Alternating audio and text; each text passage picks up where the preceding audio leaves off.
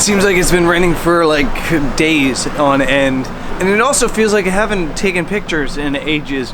And it's still raining, but I'm determined to go take a picture. So here in Savannah, Georgia, and gonna go head out, try to find a location to take some pictures.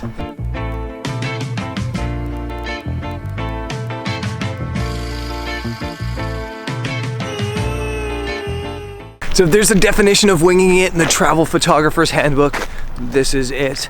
We got to Savannah so late last night that I didn't have time to location scout, so I used Google Maps. You know, like Street View on Google Maps? That's exactly what I did. I went and I dragged that little dude around on Google Maps all over the city to try to find, you know, like a skyline photo or something on the river, and that led me here. I'm at the convention center, I think, and I can see like the riverfront in front of me, an old building, and there's something to take a picture of for sure here. And the rain stopped, and I'm not sure if this cloud is coming from like a factory down the river, but there's some crazy cloud formation happening. So yeah, I think this might work out. Google Maps didn't show this. There's construction at this location, and it's fenced off. And that's just my luck. Usually the things I'm trying to take pictures of have construction on them. This is a new problem. There's signs everywhere saying no trespassing, but I'm tempted to walk up there. Ooh, what do I do? Open pipelines, construction.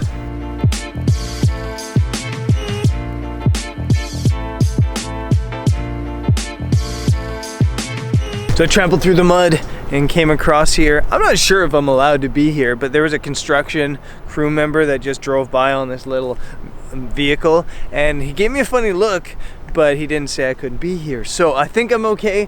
Everything's kind of turning out kind of cool. There's no rain. There's a lot of really, really interesting color in the sky. Usually I like shooting architecture in the blue hour because you get these nice even exposures, but you also get this contrast of color between the fake light of buildings, this yellow light that you tend to get, and the blues and purples that you get. Right now the sky's got blues, it's got purples, it's got pinks, it's got a lot of things. And the photo itself is kind of simple, but it's working. I've got one of these old river boats in the foreground. I've got whatever domed building that is in the background.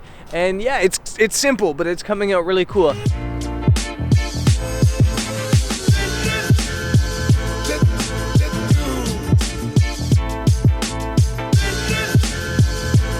want to talk to you guys quickly about what I'm doing. I've got the 70-200 on. I was shooting 30 seconds at ISO 100, which is kind of like the classic thing to do. Get the ISO as low as you can and shoot it. But at 30 seconds with all this cloud movement, it was kind of like whitewashing or gray washing the sky, and it was looking kind of dull. And I'll show you that photo right now.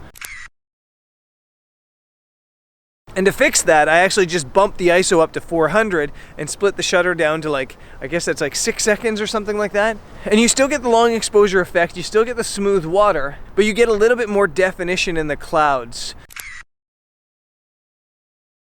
So don't be afraid to play with things like that. Don't be afraid to play with the ISO a little bit, mess around with the shutter speed to see how it looks.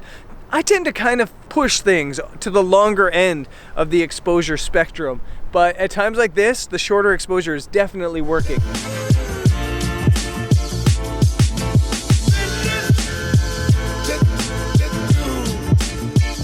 That beautiful purple and blue light has died, and now I'm left with a really gray scene here. It's kind of depressing, actually. It's amazing how color changes the world. That purple and blue just looked fantastic, phenomenal, and this gray looks rough.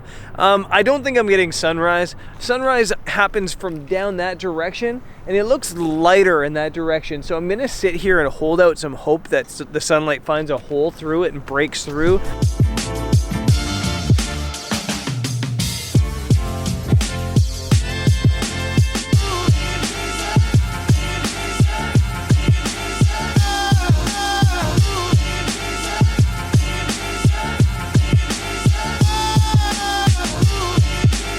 Back through the mud. So even though the light didn't pop off at all this morning, It was so good to get out of the house and get some pictures. I've been feeling like we've been covering a lot of kilometers and not taking enough clicks. So yeah, this was really, really good. Now, I'm gonna go back to the hotel, pick up Jody, and there's a couple locations here in Savannah that I wanna check out, location scout for a potential future trip here.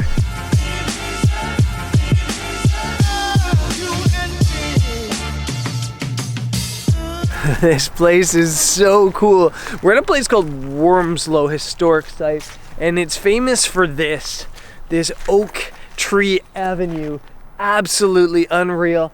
I think I want to get Jody to walk down this and I'll snap away some photos with the long lens, the 70-200. This is just unreal. I would have loved to come somewhere like this for sunrise, but unfortunately it's closed until 9 in the morning. But yeah, we're gonna make the most of it anyway. Again, probably see if Jody wants to throw on that red jacket, because it'll contrast this really nicely, and yeah, get some shots.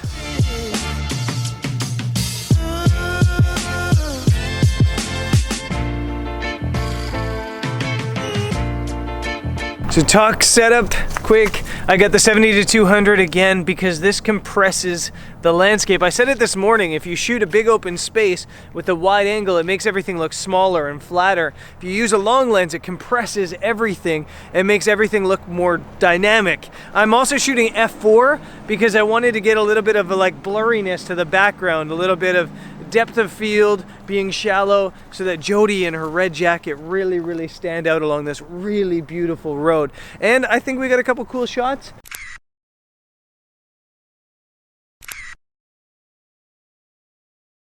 And I think now we're gonna go explore a little bit more of the historic site.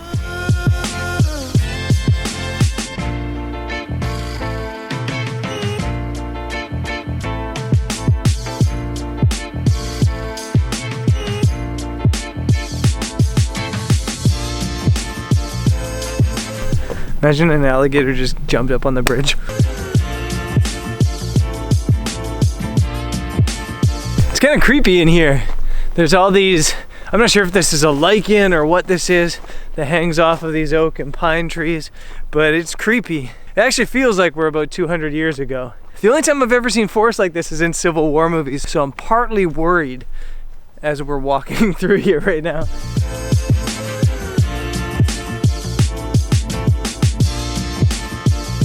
When I paid our entrance fee here, the lady at the front said, go to this spot. This is the first settlement ever in Savannah. And I didn't want to be rude because I'm not from here. I'm not a historian, but I'm fairly sure there was probably native people that had settled in this area beforehand.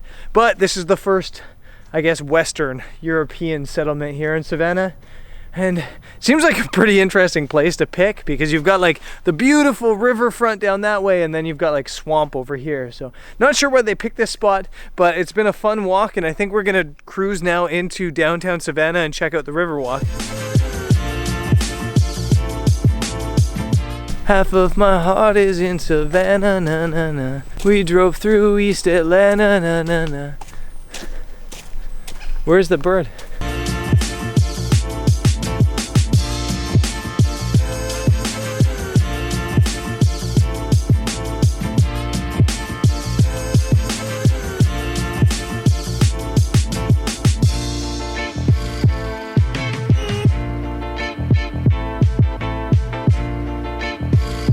I'm 100% sure I've never been to a city with so many squares. Every other block here in Savannah, there's a square. And it makes it a really cool city because there's lots of green space, and even though it's a big city, it doesn't feel like a big city at all. It's really walkable, it's really cool. There seems to be lots of cool shops, restaurants, pedestrian areas, and actually really, really loving Savannah and did not expect that.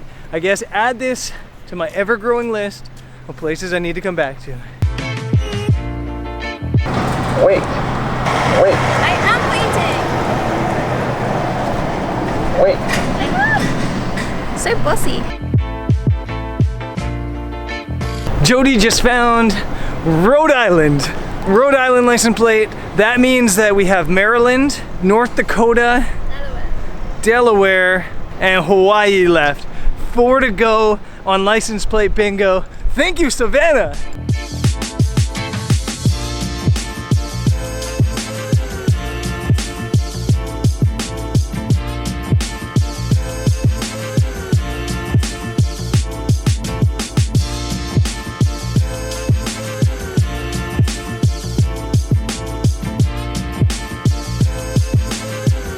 shortest stop ever in Savannah, I think, but we gotta get going. We covered 4 states yesterday. We'll be in 3 today. Cruising through South Carolina, onward to North Carolina.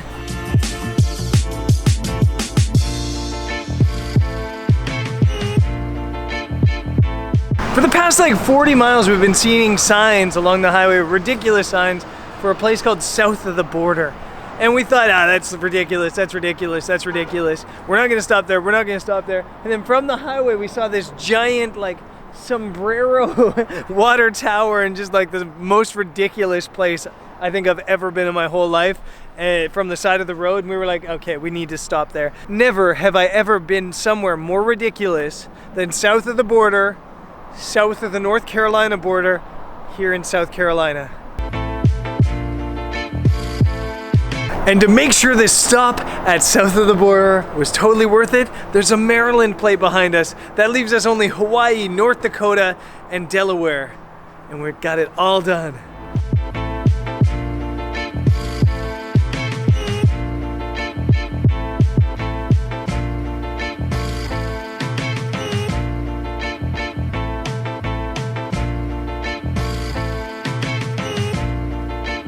Tell me the things that you regret, 'cause if I'm being honest, I ain't over you yet.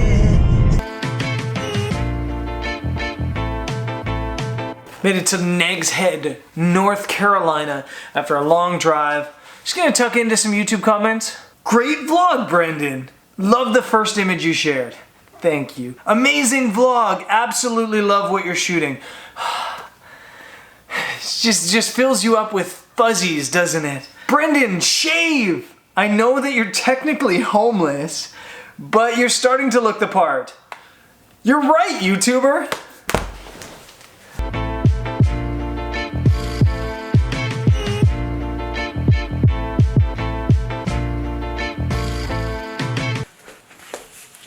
Okay guys, that's today done, dusted, and sorted. Long travel day again. Tomorrow I'm here in Nags Head shooting sunrise somewhere along the beach, and then heading to Washington, D.C. It's almost time for New York and that massive road trip, and I'm really excited for that. And I feel about 5 pounds lighter right now. And I guess that's it for today's episode. See you guys tomorrow. Peace.